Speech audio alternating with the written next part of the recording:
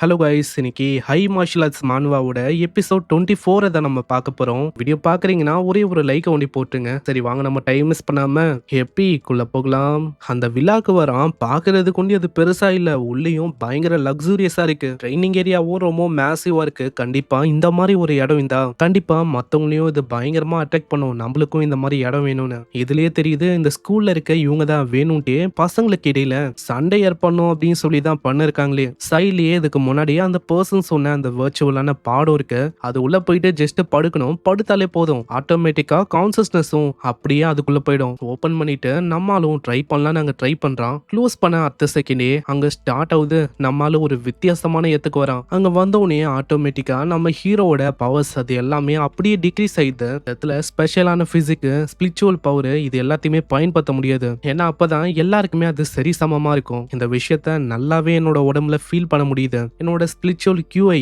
அது மொத்தமா டிராப் ஆயிடுச்சு. அதே மாதிரி ஸ்பிரிச்சுவல் பவர்லாம் இருக்கிற மாதிரியே எனக்கு தெரியல. இப்ப பியூர்லி நான் மார்ஷல் ஆர்ட்ஸை வச்சுதான் சண்டை போடுற மாதிரியே இருக்கும். அங்க வர்ச்சுவலா நம்ம ஹீரோக்கு அங்க ரேங்கையும் காட்டுறாங்க. பிரான்ஸ்ல இருந்து கிங் வரைக்கும் அங்க இருக்கு. அங்க வர்ச்சுவலா நம்ம ஹீரோக்கு ஒரு C ரேங்க்ல இருக்க ஒரு ஸ்பியரும் அங்க வரும். பரவாயில்ல, அந்த வெயிட் அந்த பிடிக்கிற ஃபீல் எல்லாமே ரியாலிட்டியில எப்படி இருந்துச்சோ எக்ஸாக்டா அதே மாதிரி தான் இங்கேயும் இருக்கு. இந்த அளவுக்கு ஹைடெக்கா இருக்கும் அப்படின்னு நான் யோசிக்கல. இதுக்கப்புறம் அங்க சிஸ்டமும் வந்துட்டு பேரை வந்து கேட்கும், ஏதாச்சும் பேரை வந்து நீங்க வைக்கணும்னு. ஆனா அது ஒரு விஷயத்த முன்னாடியே சொல்றோம், தயவு செஞ்சு உங்களோட ரியலான நேமை வைக்க வேணாம். ஏன்னா பிரைவசி ரொம்ப முக்கியம். பிரைவசியை நாங்க ப்ரொடெக்ட் பண்ணணும் அப்படின்னு ஆசைப்படுறோம். சரி பேரை வச்சிடலாம் இப்படின்னு நம்மளும் பேரை வைப்பான். ஆனா நம்ம ஹீரோ ட்ரை பண்ண ஒரு பேரும் யாராச்சும் ஒருத்தங்க வச்சிருக்காங்க.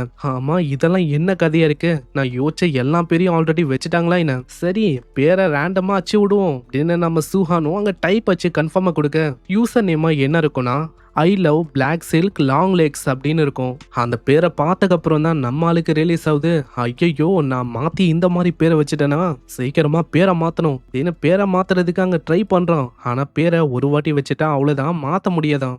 என்ன கொடுமையா இருக்கு, பேரு ரொம்ப கேவலமா இருக்கு. அங்க அப்பியரன்ஸை மாத்த சொல்லி அது கேட்கும். இதனால நம்மால ஆக்சிடென்டெல்லாம் நம்ம சூஹானோட அங்கிள் அவரோட ஃபேஸுக்கு மாத்திட்டான். அங்க மேட்ச் மேக்கிங்கும் ஆகுது. நம்ம ஹீரோவோட பேருக்கு ஏத்த மாதிரி ஆப்பனண்டோட பேரும் ரொம்ப வித்தியாசமா இருக்கும். அங்க சூஹானுக்கே ஒரு மாதிரி இருக்கும், என்னடா இந்த மாதிரி பேரெல்லாம் வைப்பாங்களா என்ன? அங்க இதே மாதிரி முன்னாடியே அந்த பர்சனும் அப்பியர் ஆகுறான். அந்த பர்சனும் ரொம்ப வித்தியாசமா இருப்பான். ஆளும் நம்ம ஹீரோ பாத்துக்கினே கேக்குறான், ஆமா என்னாச்சு, என்னை பார்த்து ரொம்ப ஆச்சரியமாயிட்டியோ? நான் அந்த அளவுக்கு ஹேண்ட்ஸமா இருக்கேன்ல.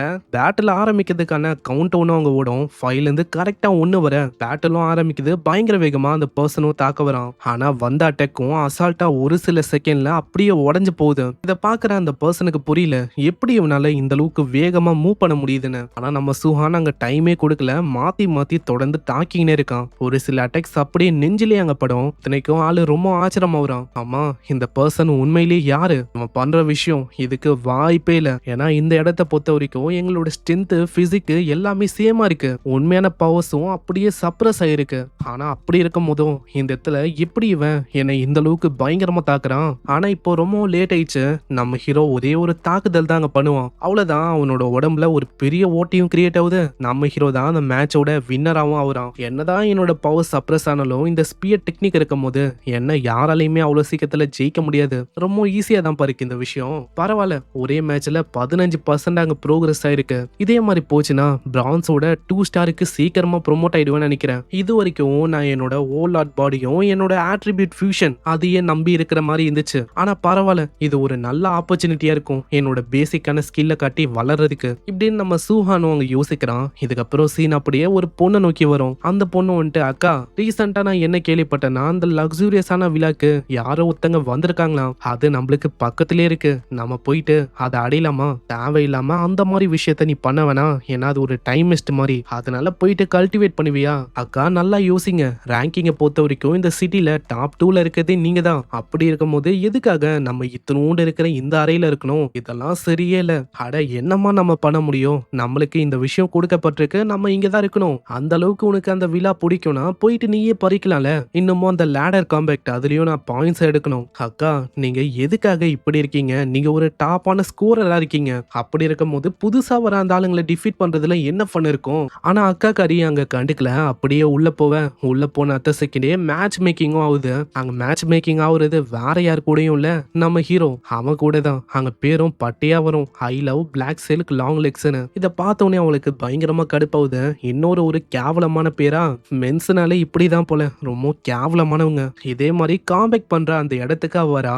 அந்த பொண்ணும் யோசிக்கிறா, பாஸ்ட் இயர்லாம் யாருக்கு டாப்ல போறதுக்கான கான்ஃபிடன்ஸ் இருக்கோ அவங்க ஒரு ப்ராப்பரான யூசர் நேமையும் வர்ச்சுவல் அவதாரையும் தான் வச்சிருப்பாங்க. ஆனா சில பேர் அப்படி இல்ல, ரொம்ப கேவலமான பேரையும் கேவலமான அவதாரையும் வைப்பாங்க. அப்படி அந்த மாதிரி பர்சன் டாப்புக்கு வந்தானா அவ்வளவுதான், அவங்களுக்கு ரொம்ப எம்பாரசிங்கா இருக்கும். மத்தவங்க ரெக்கக்னைஸ் பண்ணும்போது அட இது அந்த பர்சன் தானு. இவன மாதிரி இருக்காங்களா ஆளுங்க, வித்தியாசமான பேரு வித்தியாசமான அவதார் இந்த மாதிரி விக்கிறாங்களே. மோஸ்ட்லி லீடர் போர்ட்ல டாப்புக்கு அவங்களால வர முடியாது, அதனால ஏதாச்சும் சம்பவம் பண்ணும் சொல்லி கண்ணா பின்னாடி இந்த மாதிரி பேர் அவங்க வைப்பாங்க. இதுக்கப்புறம் 5 செகண்ட் போகுது, பேட்டலும் ஆரம்பிக்குது. அந்த பொண்ணும் செம்ம வேகமா வரா. சீக்கிரமா இந்த விஷயத்த முச்சு விட வேண்டியதா, என்னோட வெறும் ஒரே ஒரு அட்டாக் போதும் இவனை மாதிரி ஒரு பர்சனை தூக்கடிக்க இப்படின்னு அவ ரொம்ப கான்பிடென்ட்டா அங்க தாக்குறா. ஆனா நம்மாலு அசால்ட்டா அப்படியே பிளாக் பண்ணி தள்ளி விட்டுறான். அங்க அட்டாக்கும் படலான்னு வரும், எப்படி அவ தப்பிக்கிறா. ஆமா அப்போனா ஆக்சுவலா இவன் ஒரு எக்ஸ்பர்ட்டா, ஆளு ஒரு பயங்கரமான பர்சன் அப்படின்னு தெரிஞ்ச உடனே அப்படியே வேகமா பின்னாடி வரா. இந்த பர்சனை பார்க்கும் போதே தெரியுது ஆளு ரொம்ப ஸ்ட்ராங்காவே இருக்கான். ஆனா அப்படி இருக்கும் போதும் ரொம்ப கேவலமான பேரையும் கேவலமான இமேஜையும் ஆளு பயன்படுத்தின்னு இருக்கான். அவன் வேணும்ட்டே இப்படி பண்றானா,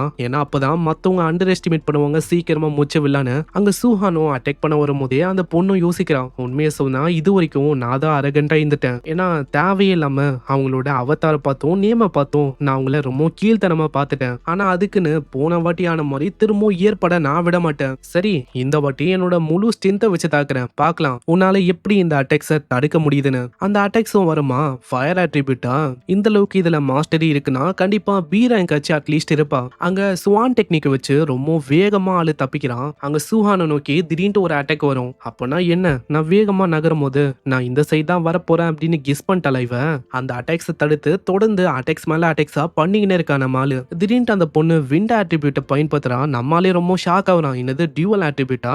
சூஹானும் எப்படியும் அங்க தப்பிக்கிறான். பரவாயில்லையே, மேஜிக் யூனிவர்சிட்டினா சும்மாவா, ஏன்னா இந்த இடத்துல 2 அட்ரிபியூட்டோட இருக்கிற ஜீனியஸ் எல்லாம் இருக்காங்கப்பா.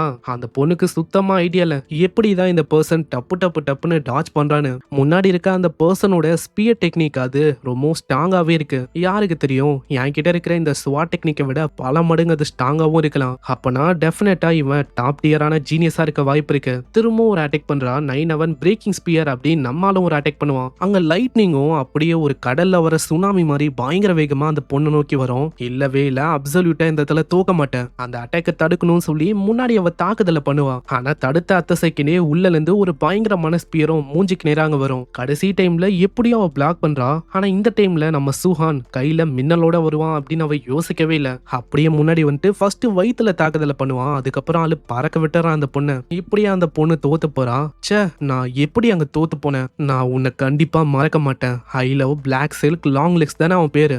என்ன ஒரு ட்ராஷியான பேரா இருக்கு, ஆனா ஏதோ ஒண்ணு, கண்டிப்பா அவனை டிஃபீட் பண்ணுவேன். அதுக்கப்புறம் அவனோட நேமையும் ப்ராப்பரா மாத்த வைக்காம நான் விட மாட்டேன். பரவாயில்லப்பா, பேட்டில் உண்மையிலேயே வேற லெவல்ல இருந்துச்சு.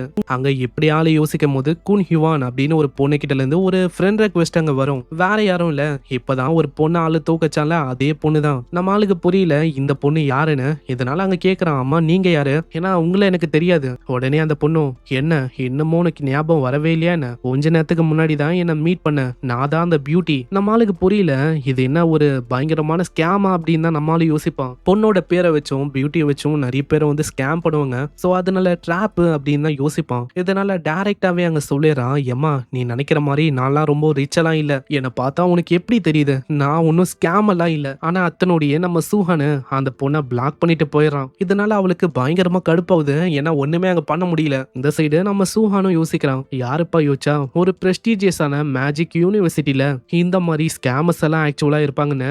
நல்ல வேலை நான் ஒன்னும் மத்தவங்கள மாதிரி வலிரவன் இல்ல, அதனால நான் கொஞ்சம் ரொம்ப ஜாக்கிரதையா இருக்கிறதே நல்ல விஷயமா இருக்கும். எனக்கும் ரொம்ப பசியா இருக்கு, கேஃபடேரியாக்கு போகலாம் அப்படின்னு நான் யோசிக்கிறேன். ஆனா எனக்கு தெரியல ஸ்கூலோட ஃபுட்டு எப்படி இருக்கும்னு. இந்த மாதிரி இடத்தோட ஃபுட் எல்லாம் அந்த அளவுக்கு நல்லா இருக்காது அப்படின்னு தான் கேள்விப்பட்டிருக்கேன். போய் பார்க்கலாம் என்ன விஷயம்னு இப்படின்னு நம்ம சூஹான் அங்க வெளியில வரான். அங்க வெளியில ஆல்ரெடி நம்ம சூஹானை மொத்தமா தாக்கி முடிக்கணும்னு ஒரு கேங் வெயிட் பண்ணிருக்கு. தம்பி நீ தான் அந்த நம்பர் 1 வில்லாவோட ஓனரோ, உன்ன மாதிரி ஒரு பர்சனுக்கு எப்படா இந்த மாதிரி ஒரு தரமான வில்லா, நாங்க என்ன அப்படியே விட்டுருவோம் அப்படின்னு யோசிக்கிறியா, வாய்ப்பே இல்ல, எங்களுக்கு அந்த வில்லா வந்து வேணும், வாங்க கேங்க பண்ணி மொத்தமா அவனை முச்சிடலாம்.